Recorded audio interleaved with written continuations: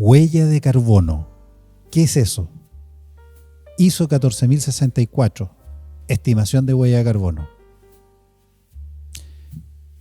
Soy Marcos Tricalotis, gerente de Sofos Consultores Limitada, empresa de asesoramiento empresarial, y hoy vamos a ver por qué es importante medir la huella de carbono en tu empresa.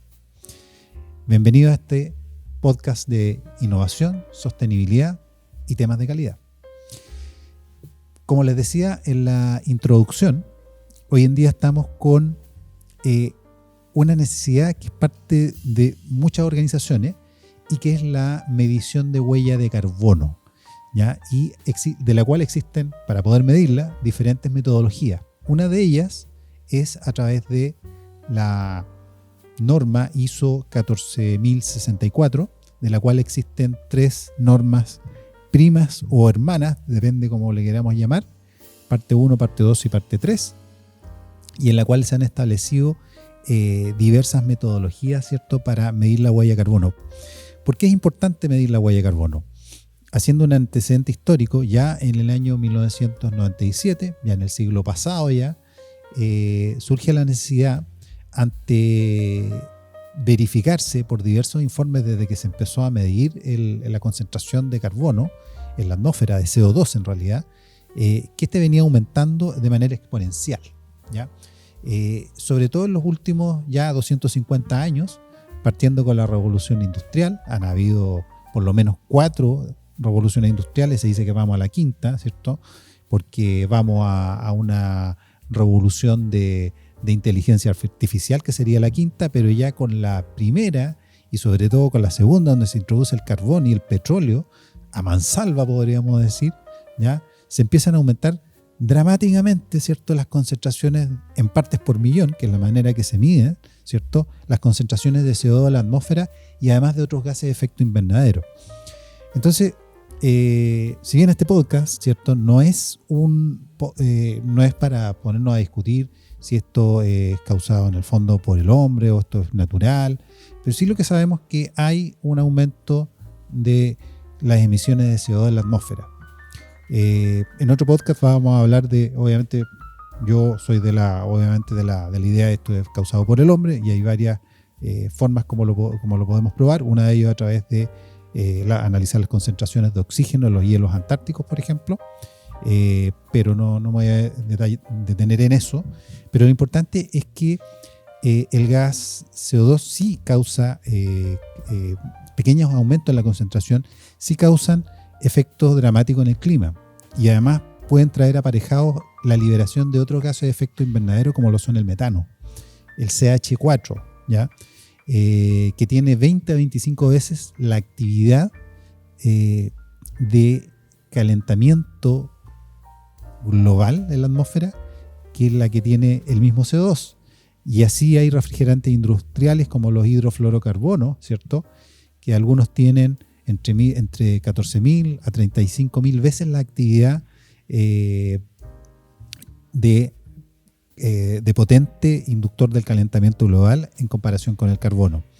Esos son los gases que se conocen como gases GI, de los cuales existen varias fuentes, y hablamos de fuente de emisión fija y fuente de emisión, ¿cierto?, móviles. Lo importante es que, como ustedes que quieren, ¿cierto?, medir sus emisiones, ¿cierto?, de gas de efecto invernadero, ¿cierto?, y lo que vamos a hacer a través de la ISO 14064 es que es una metodología ampliamente reconocida, es que esta metodología está basada en el modelo mejora continua.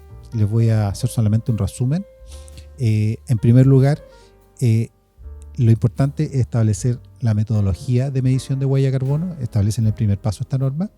En segundo caso, establece el alcance, ¿cierto?, de las emisiones.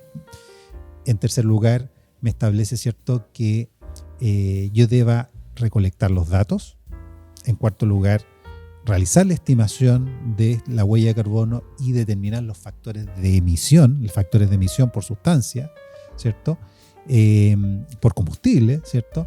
En quinto lugar, establecer un plan de acción en caso de que yo vea que estoy medio sobrepasado, ¿cierto?, que a lo mejor mis procesos no son muy eficientes, porque una cosa importante es que ustedes tengan en cuenta que si yo tengo una organización X y yo estoy teniendo demasiadas emisiones, estoy siendo muy ineficiente además en los procesos, estoy perdiendo plata, ¿cierto? Estoy perdiendo dinero, ¿no? Y en el sexto lugar, ¿cierto?, es verificar que ese plan de acción para reducir emisiones haya sido efectivo. Esos son a grandes rasgos los 6 pasos que sigue esta norma. Solamente comentarles que, lo que tienen que saber, que existen emisiones de alcance 1, alcance 2 y alcance 3, ¿cierto?, para el cálculo de la huella de carbono. Las emisiones de alcance 1, ¿cierto?, son emisiones, ¿cierto?, que vienen derivadas de las actividades directas de la organización, de la empresa.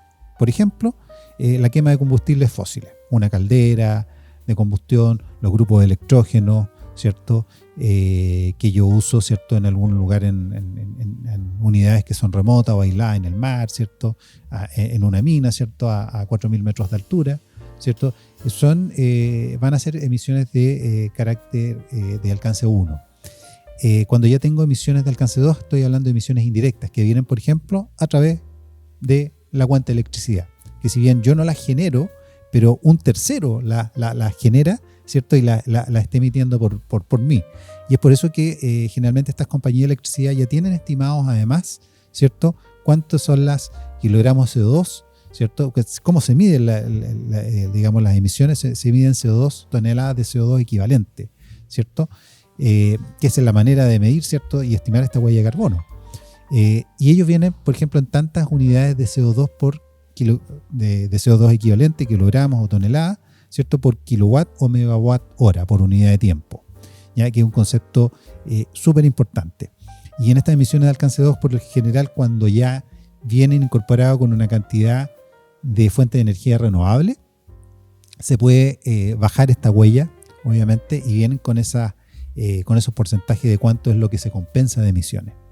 En el alcance 3 son emisiones que son mucho más indirectas, que pueden ser a través de, por ejemplo, si estoy hablando de una granja de alimentación de ganado, de pollos, ¿cierto?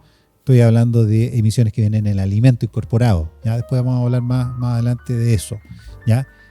O bien del transporte, la logística subcontratada o externa de una organización. Esos son en el fondo las emisiones de alcance 3, que en algunos casos se pueden restar del análisis, dependiendo de lo que yo quiera en mi reporte de sostenibilidad.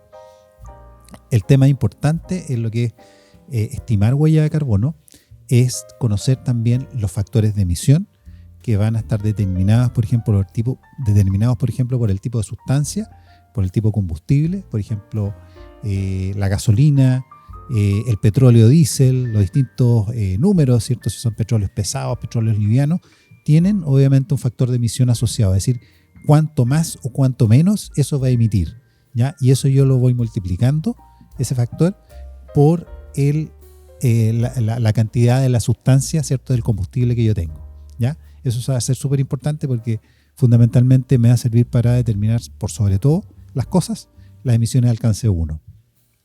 Y ahí vamos a ver un poco qué es lo importante en poder estimar las de alcance 3 también, además de la del 2 que vienen pues, generalmente con una declaración de parte de mi proveedor de electricidad. Por último, en lo que es la estimación de huella de carbono, existen muchas bases de datos muy buenas, muy fiables, con las cuales yo puedo basarme, ¿cierto?, para obtener tanto los factores de emisión, ¿cierto?, como las últimas actualizaciones de reportes de energía de los distintos ministerios, los distintos países, en los cuales obviamente ustedes se puedan basar, ¿cierto?, para el suministro eléctrico, por ejemplo, o ciertos combustibles, o se pueden basar en base de datos bibliográficos de la EPA, de la organización, ¿cierto?, de la Agencia de Protección Ambiental de Estados Unidos, o bien datos del Panel Intergubernamental para el Cambio Climático, etc. Eso es importante. En Sofos Consultores Limitadas te ayudamos a evaluar tu impacto ambiental relativo a lo que es la huella de carbono. Contáctanos en nuestras redes sociales y déjanos tu comentario, ¿cierto?, en nuestro canal de YouTube. Suscríbete, dale a la campanita y dale me gusta, porque con eso nos ayuda a seguir creciendo con Sofos Consultores.